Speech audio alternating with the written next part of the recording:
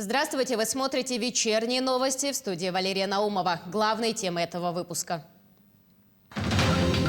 Увеличивается количество больных ОРВИ и гриппом. Больше половины зараженных – это дети до 14 лет.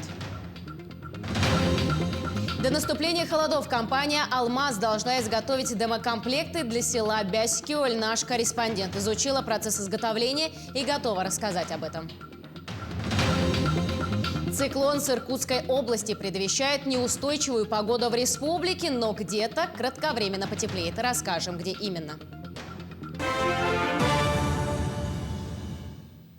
Общественные наблюдатели, представители партии, а также эксперты и активные якутяне смогли наблюдать онлайн за ходом голосования в Центре общественного наблюдения.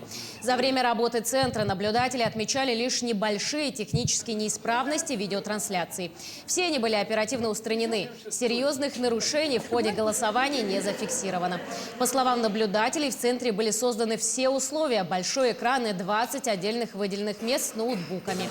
Центр общественного наблюдения не завершил свою работу, пока не убедится, что подсчет голосов будет произведен без нарушений.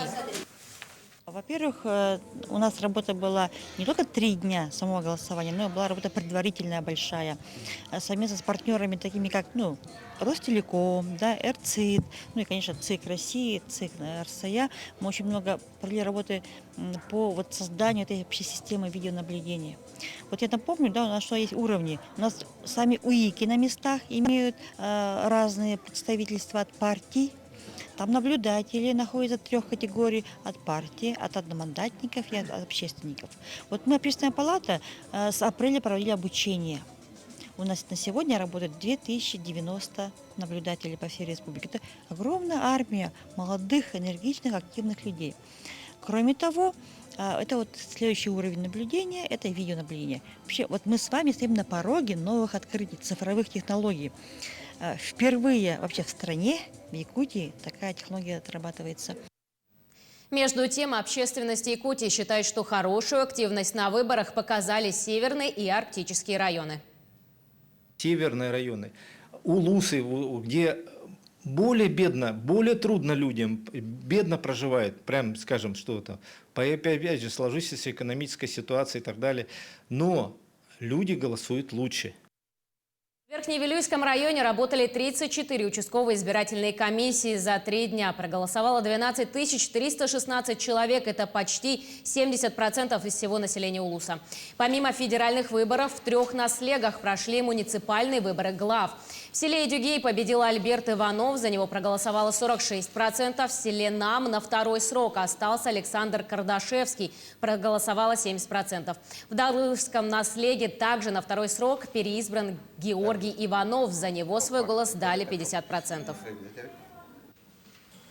Провели досрочное голосование и в 3 участковых комиссиях, и количество избирателей проголосовало 8 человек. Прошли еще муниципальные выборы в 3 наслегах. Выборы прошли без нарушений и без всяких нареканий. Жалоб и нарушений не было. А в Мегино-Кангаласском Улусе в 31 населенном пункте на 34 избирательных участках работали 229 членов комиссии с правом решающего голоса. В избирательных участках поставили видеофиксаторы и соблюдали санитарно-эпидемиологические нормы. Нынешние выборы имели важные условия: полное обеспечение безопасных для здоровья условий для голосования.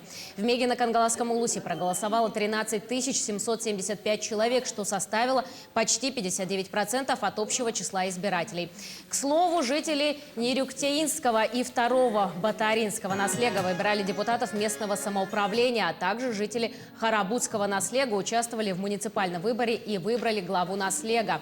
Из 4 кандидатов большинство избирателей поддержали Гаврила Бродникова. В Хангаласском Улусе явка избирателей составила почти 54%, это 12 056 человек. В Улусе избрали депутата райсовета по Южно-Мальжагарскому 1-му округу, им стала Эльвира Абрамова. В Южном Кусте также избрали глав Титаринского и Синского наслегов. На главу Титаринского наслега здесь было 2 кандидата. Здесь выиграл действующий глава наслега Лукин Григорий Дмитриевич. Он набрал 140 1 голос, что составляет 54,44%. В Синском наследии здесь 3 кандидата было. Это от партии «Единая Россия» Шадрин Аркадий Максимович, от партии ЛДПР Морозов Евгений Владимирович и самовыдвижение Ливериев Айдан Никифорович. Здесь выиграл самовыдвижение Айдан Никифорович, где за него голоса дали 237 избирателей, что составляет 62%, 62,20%. К другим темам. Роспотребнадзор по республике Саха-Якутия фиксирует сезонное увеличение больных ОРВИ и гриппом. По состоянию на 20 сентября 55% заболеваемости регистрируется в Якутске. При этом 66% зараженных – это дети до 14 лет. К эпидсезону 2021-2022 года прививкой против гриппа планируется привить 60% от общего населения. В группе риска 75%. На сегодняшний день прививку от гриппа получили более 27 тысяч человек, из них около 17 тысяч взрослых. Напоминаем, что бесплатную вакцину против гриппа можно получить в поликлиниках по месту жительства. Управление Роспотребнадзора призывает жителей республики получить прививку от гриппа и ковид. В связи с тем, что при сочетанной заболеваемости данными 2 инфекциями повышается риск развития тяжелых случаев и летальных исходов. На заводе лесопромышленной компании «Алмаз» кипит работа. В кратчайшие сроки там изготавливают МХМ-панели для строительства 31 дома жителей села Бяськёль горного района, пострадавших во время лесного пожара. На сегодня изготовлено уже 25 домокомплектов. С трудоемким процессом изготовления панелей ознакомилась наш корреспондент Ульяна Шагина. Весь процесс изготовления от резки до сборки проводится в одном месте. После первого этапа сортировки круглого леса по диаметрам начинается ее распиловка на доски. Станок называется фрезерно-бруцующий станок. То есть он распиливает, может распиливать в развал. И брус тоже может тут распилить. После скандала в социальной сети о том, что бяскёльцам попался некачественный комплект, контроль над качеством продукции в компании усилили. Контроль здесь увеличился в разы, и по эту сторону, и по ту сторону вот этого станка стоят специальные операторы, которые ту же минуту отбраковывают некачественный материал. Далее готовые панельные доски отправляются в специальную камеру. 25-миллитровая доска будет сушиться до 10 дней. Высушенный материал отправят на чистку, чтобы при изготовлении использовать полностью выструженный материал. Станок полностью загружен под строгание сырья и выдаем порядка до 40 кубов сырья в день. Для Якутии МХМ-панели не новый материал. Изготавливают их здесь с 2009 года и за это время построили уже более 250 объектов, большинство из которых жилые. Сравнивать их с брусом совершенно неправильно, отмечают в компании. В каждом из них можно найти свои минусы и плюсы. МХМ, конечно, материал, который несет хорошие конструктивные нагрузки, материал, который позволяет сразу проводить внутренние работы отделочные. Материал не имеет усадку, так как используется сушеный пиломатериал, она геометрию потом не меняет. И при должном утеплении и правильном исполнении строительных работ очень достойный, хороший материал. Дом из такого материала можно собрать за день, и это один из главных его плюсов. Строительство Бяскёля сейчас идет полным ходом, поэтому ребята стараются уложиться в сроки, чтобы не подвести строителей. 2 смены работаем. Первая, получается, с 8 утра до 8 вечера, а вторая с 8 вечера до 8 утра почти. Это же все от нас зависит, как мы забьем, как мы сделаем.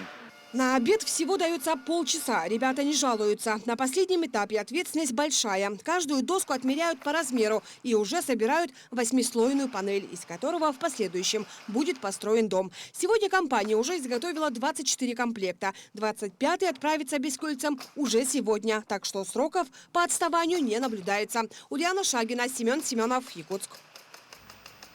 Верхневилюйский улус почти на 100% выполнил план по заготовке сена. На сегодняшний день удалось достигнуть отметки 95% от выполнения плана. Кампания еще продолжается.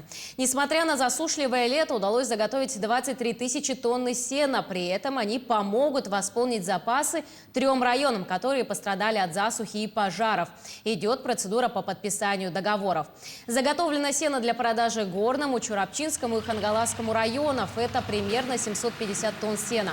В этом году Верхневилюйский улус входит в 5 лучших районов по выполнению плана сенокосной кампании. Теперь самозанятые с помощью микрозаймов могут расширить свой бизнес. Фонд развития предпринимательства начал выдавать займы от 30 тысяч до 1 миллиона рублей. При этом процентная ставка варьируется от 4 до 8%. На сегодняшний день уже одобрено 6 заявок на общую сумму 2 миллиона рублей. Всего в этом году в фонд заложено 20 миллионов рублей, которые могут получить самозанятые в виде займа по льготной ставке. Срок рассмотрения заявки – 10 дней с момента ее регистрации.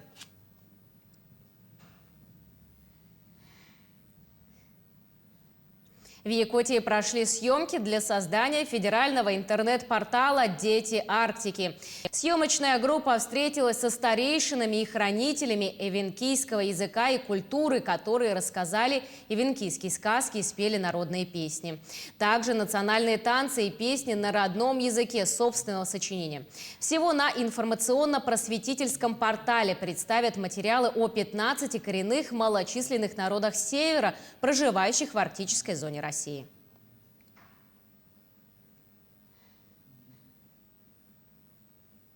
Ну и в конце нашего выпуска перейдем к информации о погоде. Температура воздуха в республике в последние дни значительно упала. В выходные дни в Забайкалье и в центральных районах прошли осадки. Связано это с южным циклоном, накрывшим часть региона. В ближайшие сутки с выходом циклона с Иркутской области в Ленском, Мирнинском 22 сентября в Алекминском и Вилюйской группе районов ожидается неустойчивая погода с дождями и порывистым ветром. Между тем, на южные и центральные районы распространится теплая воздушная масса, кратковременно потеплеет. К выходным дням снова ожидаются осадки, понижение дневной температуры. По городу Якутску в ближайшие сутки 21 сентября ожидается погода без осадков, ветер восточный 1,5, температура ночью -2, -4, днем плюс 11-13 градусов. 22 и 23 сентября погода без осадков, ветер юго-восточный 3,8 метров в секунду, температура ночью -2, -5, днем плюс 13-16 градусов. К этому часу это все новости. Оставайтесь с нами.